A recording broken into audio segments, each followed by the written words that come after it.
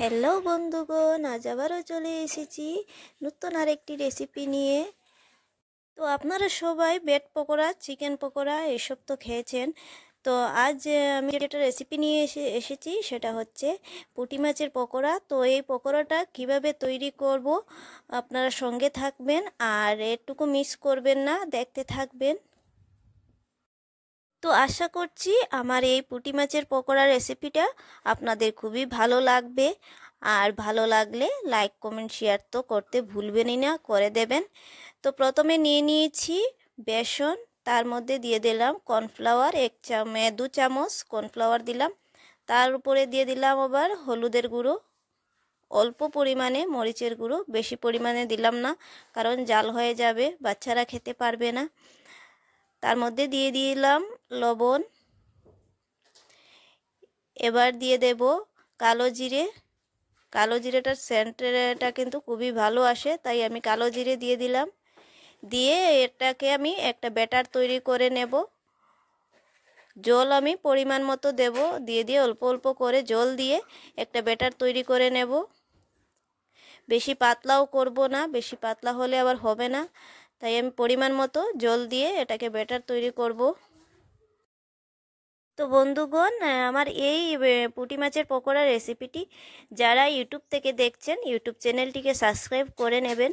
আর যারা ফেসবুক থেকে দেখছেন ফেসবুক পেজটি ফলো করে দেবেন। তো তৈরি হয়ে গেল আমার ব্যাটার পকোড়া বানানোর জন্য। সেটাকে ভালো করে মিক্সড করতে হবে, গুটি গুটি যেন না থাকে, গুটি থাকলে কিন্তু অসুবিধা হবে। তাই আমি সেটাকে ভালো করে মিক্সড করে নিয়ে নিয়েছি। এইভাবে একটু ঘন টাইপের হবে, পাতলা করা যাবে না। তো এবার তৈরি হয়ে গেছে ব্যাটারটা। এবার মাছটার গায়ে আমি লাগিয়ে দেব। পুঁটি মাছটা কিন্তু আমি দোনো সাইড অল্প অল্প করে কেটে দিয়েছি যেন তাড়াতাড়ি ভাজা হয়ে যায়, আর মশলাটা ব্যাটারটাও যেন ওর ভিতরে ঢুকে, তার জন্য। তো এদিকে তেলটা গরম হয়ে গেছে, তো এবার একটা একটা করে ছেড়ে দেব। তো বন্ধুগণ, এই পকোড়াটা কিন্তু খুবই স্বাদ হয়, খেতে কিন্তু দারুণ টেস্টের হয়।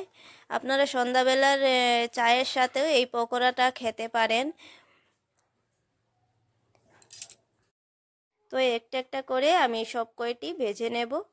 বেশি পরিমাণে মাছ নিলাম না, তাই খুবই কম সময়ের মধ্যে আমার এই পকোড়াটাও রেডি হয়ে যাবে। আপনারা চাইলে সেটা ঘরে ট্রাই করতে পারেন, একবার ট্রাই করে দেখবেন যে কতটুকু টেস্ট।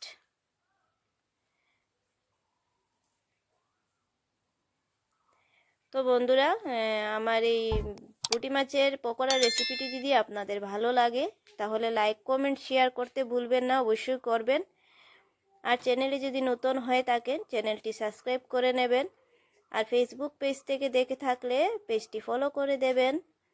তো আজকের মতো এখানেই ভিডিওটি শেষ করছি। আর বার দেখা হবে নেক্সট আর একটি ভিডিওতে।